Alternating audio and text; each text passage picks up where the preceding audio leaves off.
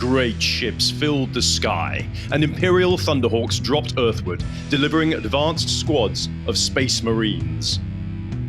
Taken by surprise, the Orks reeled back. The Space Marines continued to pour forth from their landing craft, bolters spitting death. The Hive defenders rallied and emerged to aid their saviors. For the first time since the campaign started, the Orks tasted defeat. Hi, I'm Ed, and welcome to Minisodes. In this episode, I'll be playing a 1,000 point game of 2nd edition 40k with my friend James. We've already filmed all 3 Battle for Armageddon scenarios included in the pamphlet that came with the box, along with a bonus scenario that was printed in a later White Dwarf. But we ain't done with Armageddon yet. For today's game, we decided to turn the clock back from the Blood Angels' heroic defense of the Skeletor's Bridge, focusing instead on their dramatic arrival on Armageddon, as, together with the Ultramarines and Salamanders, they sought to reverse the disastrous string of Imperial defeats and turn the green tide of war. Let's head to the mission briefing. Our drop pod assault has broken the siege of Acheron and thrown the Orks into disarray. We must seize every advantage we can before the Orks regroup. Chapter Command has identified a firebase in Sector 206.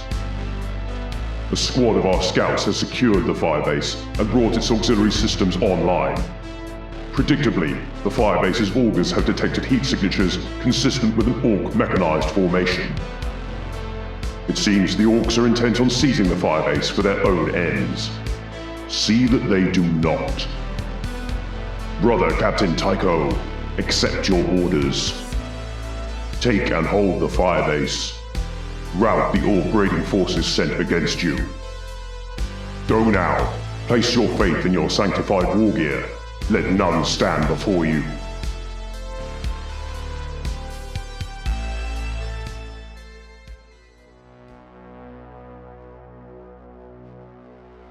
As the Orks had the lowest strategy rating, James deployed his mechanized Ork raiding party first. He drew the Guerrilla War Mission card, essentially scoring points for killing Space Marines in hand-to-hand combat or wrecking my vehicles near his deployment zone.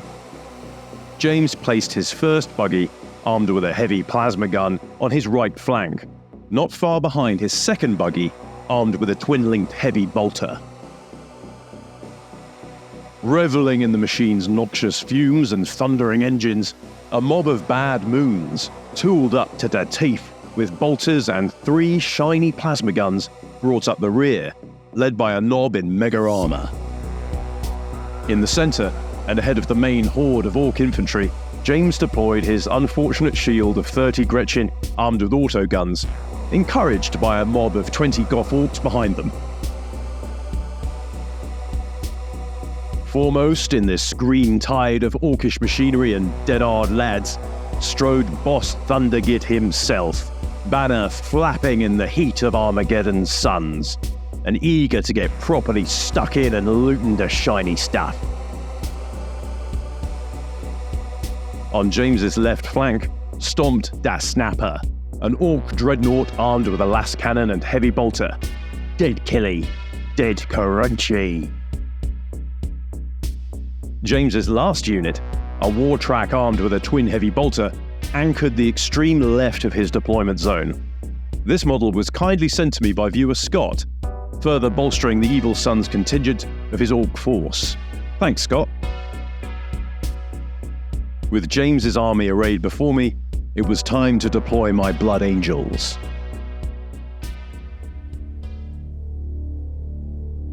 My scouts would be stationed in the firebase for this mission, with orders to hold their position until the relief force arrived. I positioned them in cover and made sure that their heavy bolter had a good vantage point from which to blast away at the greenskins. He's not quite in coherency, but for this mission, I'll allow it. My Rhino, with 10 Devastator Marines snugly aboard, prepared to race into the ruins to the south of the firebase. Captain Tycho and his hand-picked honor guard of tactical Marines would approach on foot. whilst the thunder of anti-grav turbines marked the arrival of a land speeder armed with a heavy flamer and the fearsome multi-melter. I drew the mission Take and Hold, netting me 5 points at the end of the game if the Blood Angel Marines held the center of the firebase. We are few and they are many, but such odds are the meat and drink of the Emperor's finest. The Rhino gunned its engines and drove into a nearby collapsed building. Hatches slammed open, and a combat squad of Devastators, complete with 2 heavy bolters, took up firing positions in the ruin. The tactical squad ran behind the firebase, Tycho calmly voxing orders and encouragement as he went. The land speeder swept in, its pilot pulling back skillfully to hover, out of sight behind one of the firebase's towers. At Tycho's command, the 4 scouts on the landing pad broke cover and fired their bolt pistols into the rushing Gretchen, hitting 4 of them and slaying 3 with precise kill shots. Simultaneously, the scout armed with the heavy bolter sent a torrent of mass reactive shells into the speeding buggy, hitting the vehicle and rolling a 3 on the sustained fire dice. The light vehicle was torn apart, killing the driver and setting the fuel tank on fire. The wheeled fireball would then move out of control and explode at the beginning of James's turn, with lots of potential to cause more carnage. Good work, scouts. 3 Marines who had disembarked from the Rhino laid down covering fire as their brethren set up heavy weapons, killing 1 more unfortunate grot. The Rhino fired at the remaining buggy, but failed to score a hit with its twin-linked bolter. Enlisting the help of my favourite mug, the land speeder initiated a pop-up attack. The gunner immediately identified the lumbering dreadnought as a priority target and sent a superheated beam of multi-melter into the mechanical monstrosity, striking one of its legs. Despite rolling modestly, it was enough to penetrate the dreadnought's armor, and one of its legs was blown clean off, sending the infernal machine crashing to the ground in an ignominious heap. I was not expecting that, and neither was James. What a brutal turn! Voxing thanks to the Emperor, the speeder pilot then ducked the craft down into safety. The Blood Angels had got off to a good start this game and neutralized a couple of big threats in James's army. But would it be enough? Before James could marshal his forces, he rolled to see what would happen to the flaming wreck that had formerly been his buggy. Rolling 6 on the out-of-control chart, the stricken vehicle smashed into the wall to its right, detonating in a lethal fireball, which was, mercifully, just out of reach of any of his densely packed mobs. It was time for payback. Whooping with excitement at the sight of the explosion, the other buggy's driver put his foot down and shot off towards the Devastator squad in the ruins, yelling at the gunner to get the sun gun ready, whilst the Gretchen ran headlong at the firebase. For now, they were more afraid of the sound of 20 pairs of hobnail boots from the Goth warriors behind them than the Marines in front of them. Boss Thundergit marched forwards, reveling at the sight of his strategic genius as the plan was set in motion. The Bad Moon mob was more cautious, moving into the smouldering wreckage of the buggy, hoping to blast the firebase's defenders with plasma fire. On the far left of the Ork flank, Scott's Wartrack roared forward and around some ruins to get a bead on that sneaky beaky speeder. In James's shooting phase, the heavy plasma gun sighted the Marines in the ruins, but targeted one in the open, scoring a hit. I failed all 3 armor saves, and both my heavy weapon Marines, along with another unfortunate Devastator, cooked in a superheated fireball. But even that was not enough to shake the 2 surviving Blood Angels' iron resolve. And we shall know no fear now. The Bad Moons lit up the firebase. All their plasma fire missed, but a lucky bolt shell snuck through and blasted an unfortunate scout off his feet. Scott's Wartrack on the right flank traced a hail of heavy bolter rounds at the speeder, but the Ork gunner failed to find his mark. James's forces were dangerously close to the firebase, and would soon be able to start scoring for guerrilla warfare by slaying Marines in close quarters. In my second turn, I moved the surviving Marines into coherency, then disembarked the second combat squad of Devastators into the ruins. The Rhino, its payload delivered, rammed the Ork buggy. The punishing impact destroyed the heavy plasma gun, whilst the Rhino received no damage in return. The land speeder repositioned behind a nearby ruin, and the pilot popped up once more as the gunner readied the multi-melter targeter to slag another of the Emperor's foes. Tycho and his chosen brethren moved around the firebase, within range of the Gretchen on James's left flank. The twin bolter on the Rhino fired point blank into the buggy, hitting the crew, but failing to wound. The Devastators poured bolter fire into the Gretchen on James's right flank, slaying just one of the diminutive greenskins. Now, brothers! At the sergeant's command, he and 2 other scouts hurled frag grenades into the green tide, sending shrapnel ripping through their ranks, slaying 5 Gretchen and 1 Goth Ork. The Gretchen, their numbers reduced by 25% this turn, passed a morale check thanks to Boss Thundergit's inspirational banner. The heavy bolter opened fire, but soon jammed. By the blood! Cursed the scout as he fought to clear the mechanism. The combat squad fired at the grots, but failed to do more than send them scurrying into cover. Finally, my land speeder blasted a superheated fusillade from the multi-melter at Scott's war track, but it was moving too fast. The speeder ducked down, and I braced myself for the Ork assault to come. Scott's war track raced up to the firebase to support that big push, just as the first Gretchen and Goth warriors made it onto the firebase to close with the Blood Angel defenders. The Bad Moons, preferring ranged killing to their Goth cousins, moved forward again, looking to pour more plasma into the hated Humies. Rocked by the force of the Rhino's collision, the buggy's driver zoomed off, his foot on the floor. In the shooting phase, Bad Moon plasma fire nuked 2 more Marines, including their brother Sergeant with the Power Fist.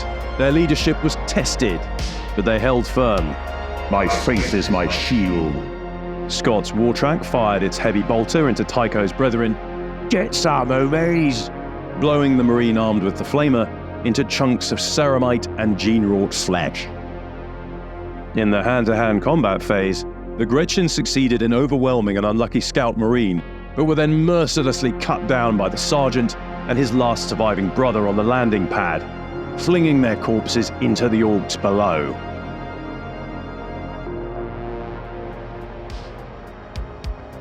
The speeder pilot chased after the speeding war track, the gunner working hard to get a lock on the careening vehicle. The combat squad and Tycho leapt onto the landing pad to support the beleaguered scouts. On my left flank, the Rhino turned, then hurtled into the Bad Moon mob. One of the boys, caught unawares, was ground into a green pulp beneath the Rhino's armoured tracks. Eager to avoid a similar fate, the Devastators pivoted to face the buggy that was racing towards them. A withering hail of fire poured into the buggy from the Devastators. Both the driver and gunner were torn to pieces by mass reactive rounds and a crack warhead.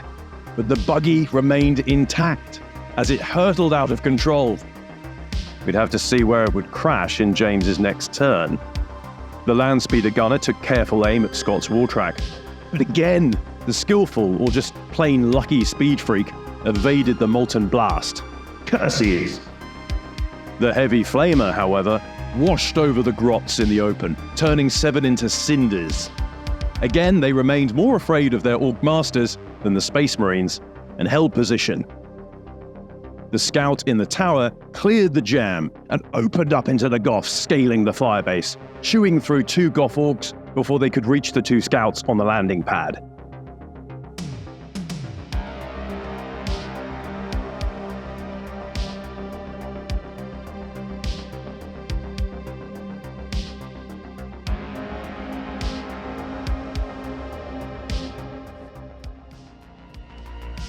In James's third turn, the buggy's driver, little more than splatters of green on the paintwork, slumped over his steering column, sent the ramshackle contraption into the Devastators.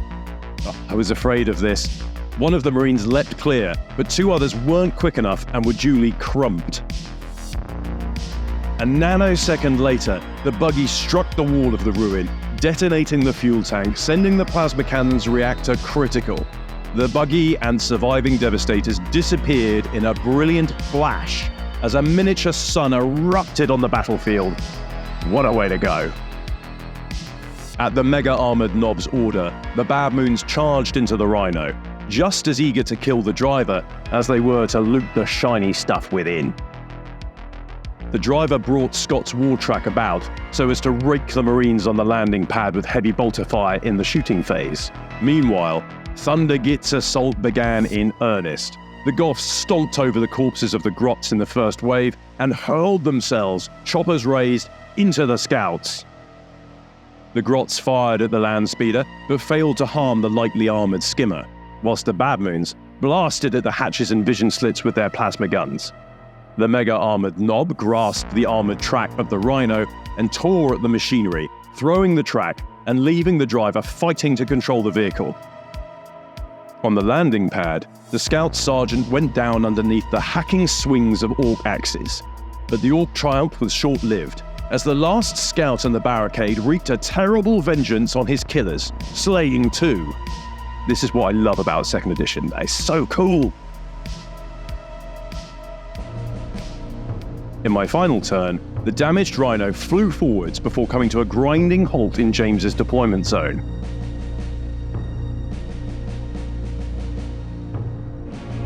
The land speeder swept round to defend the hapless crew and bore down on the Bad Moon mob in the open.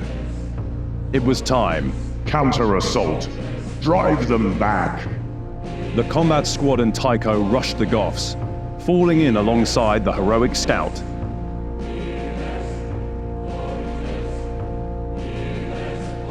Like an avenging angel, Prometheum and Melter surged out of the land speeder and engulfed the Bad Moons, killing 7 boys and cooking the mega-armored Nob in his power armor.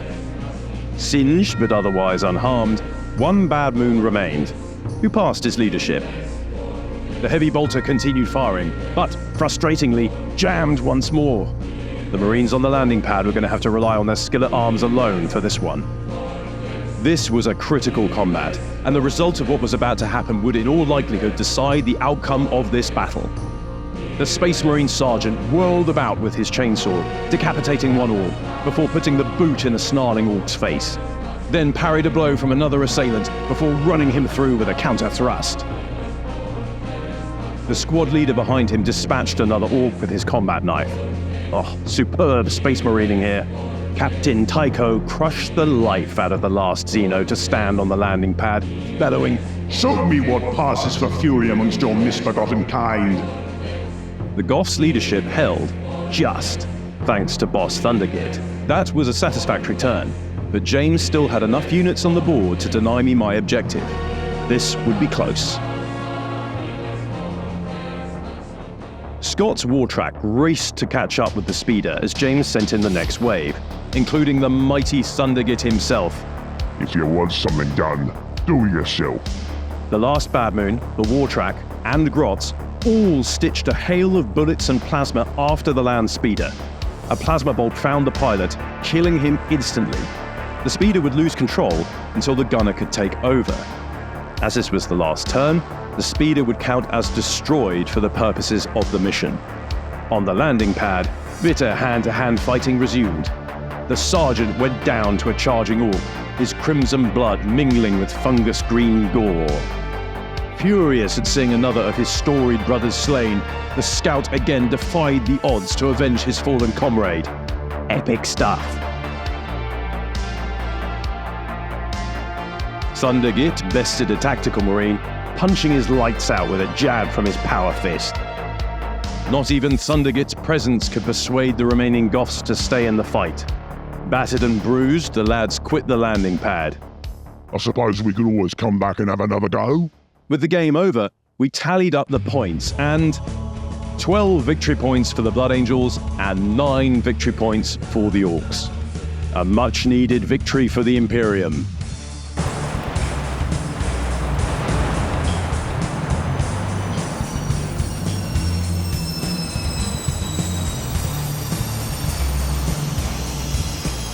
That was amazing fun, and I was so impressed to see the Orks come back from that withering first turn.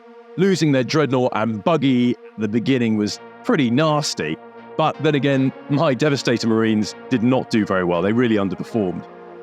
That said, it's so cool how elite Marines feel compared to the Orks in this edition. Fast vehicles too are such a boon for the Orks, who are primarily a foot-slogging force. I reckon they need a few more, don't you?